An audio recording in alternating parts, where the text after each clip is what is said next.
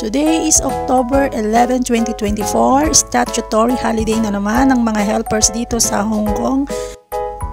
At papunta kami ngayon sa Big Wave Beach.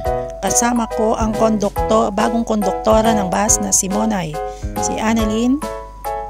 Ayan, napakasipag na konduktora.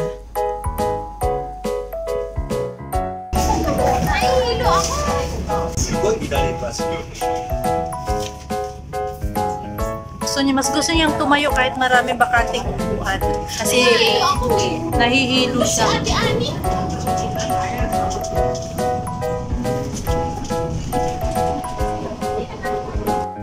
Ang ganda nga naman ng tanawin dito papunta doon sa Big Wave Beach at Shek O Beach. Ayan. At nakababa na nga kami. Pero hindi namin alam, hindi kami sigurado sa aming dinadaanan kung tama ba.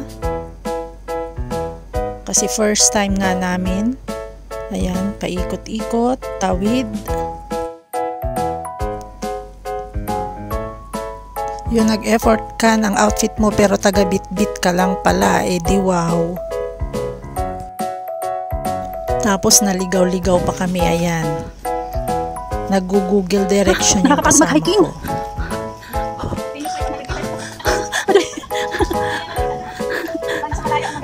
Oo. 100 meters daw?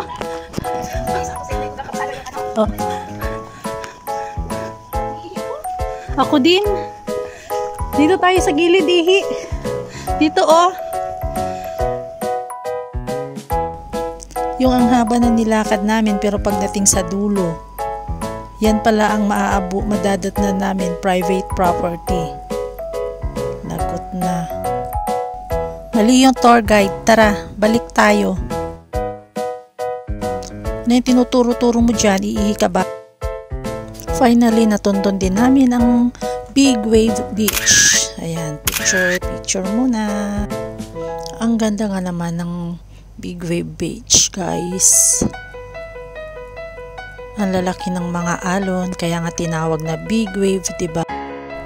Oras na para mag-moment sa beach.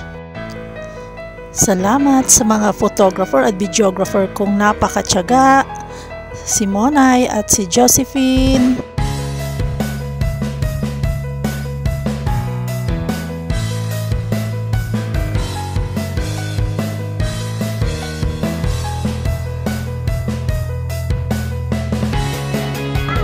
Liad yung ulo mo! Yung ulo mo, liad mo! Yung ulo mo! Yan, ganyan! Picture, ayan, picture mo siya tayo ganyan. Kaya picture natin siya tayo ganyan. Video yan eh.